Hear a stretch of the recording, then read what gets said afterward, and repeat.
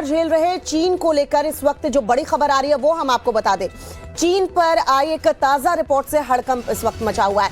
चीन के national health commission के मुताबिक इस हफ्ते एक दिन में चीन में 3,70,00,000 लोग कोरोना की चपेट में आए हैं, यानी कोरोना पॉजिटिव हुए हैं। ये दुनिया में किसी एक दिन में एक देश से मिले कोरोना केस का एक नया वर्ल्ड रिकॉर्ड बताया जा रहा है। इससे पहले दुनिया में किसी एक दिन में इस साल जनवरी में 40 लाख से ज्यादा कोरोना मरीज जो हैं वो संक्रमित पाए गए थे, लेकिन उसके बाद ये देखिए सबसे बड़ा आंकड़ा यहां सामने आया है, जहां 3 करोड़ से ज्यादा लोग कोरोना संक्रमित हुए हैं, वो भी 24 घंटे के भीतर।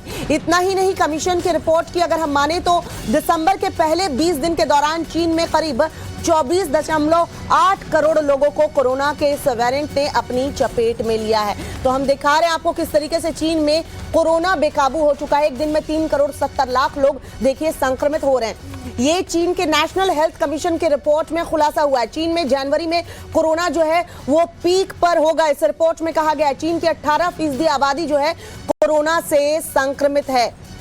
चीन में करीब 24.8 करोड़ लोग अभी कोरोना संक्रमण को झेल रहे हैं और जनवरी में बताया जा रहा है कि कोरोना चीन में पीक पर रहने वाला है। तो जाहिर सी बात है चीन से जो खबर आ रही है वो वाकई में डराने वाली है और ऐसे में हमें भी सतर्क रहने की जरूरत है। हालांकि भारत सरकार ने तैयारी पूरी कर रखी है, राज्य सरकारों को भी निर्देश दे दिए गए हैं।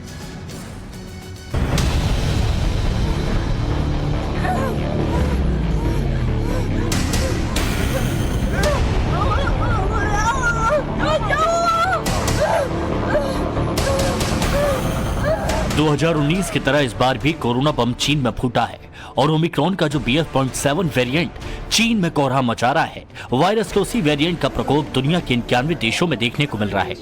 चीन के पड़ोसी देशों का तो सबसे बुरा हाल है। बीते 24 घंटों की बात करें तो जापान में 1,49,665 कोरोना के नए मामले आए और 306 लोगों की मौत की खबर है। साउथ कोरिया में 58,448 नए केस आए, जबकि 46 लोगों को अपनी जान गंवानी पड़ी। ताइवान में 17,228 लोग संक्रमित हुए, जबकि 24 लोगों की मौत की खबर है। हांगकांग में 21,255 न्यू केस रजिस्टर हुए, जबकि 50 लोगों को जान गंवानी पड़ी। खास बात यह कि सर्दी बढ़ने के साथ कोरोना के आंकड़ों का ग्राफ ऊपर बढ़ रहा है। जापान टाइम्स की रिपोर्ट के मुताबिक जापान में कोरोना की 8वीं लहर आ चुकी है। कमजोर इम्यूनिटी और उस पर बोगस वैक्सीनेशन ने चीन में कोरोना को बेहद खतरनाक कर दिया। जॉन हॉपकिंस यूनिवर्सिटी के इन्फेक्शियस डिजीज के experts professor doctor Stuart Campbell के मुताबिक चीन के पास विशाल आबादी है, लेकिन इम्यूनिटी लिमिटेड है। इसी वजह से हम चीन में कोरोना के नए वेरिएंट का कहर देख रहे हैं। ओमिक्रॉन में 130 में से 50 वेरिएंट चीन में पाए गए, जो कोरोना विस्फोट की वजह सुरक्षा कवच है। लेकिन मेडिकल एक्सपर्ट्स जो कह रहे हैं वो डराने वाला है। हेल्थ एक्सपर्ट्स ने चेतावनी दी है, चीन का मौजूदा कोविड प्रकोप पूरी दुनिया को उसी जगह पर लाकर खड़ा कर देगा जहां से इस महामारी के खिलाफ लड़ाई की शुरुआत हुई थी, क्योंकि जरूरी नहीं कि जो चीन में हो रहा है वो वहीं तक सीमित रहे।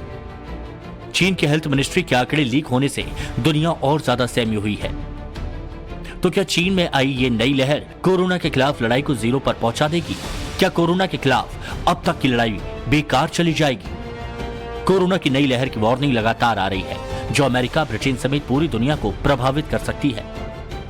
अमेरिका में कोरोना के XBB वेरिएंट के मामले बढ़ते जा रहे हैं। ये भी ओमिक्रॉन का ही म्यूटेशन है।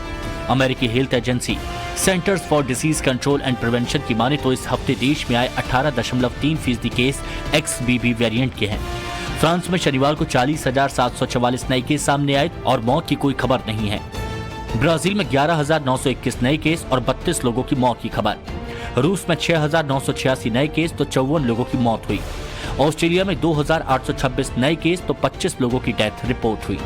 मेक्सिको में 8,190 नए केस, 55 लोगों की मौत। कोरोना विस्फोट होते ही चीन अब पुरानी हरकतें दोहराने लगा है।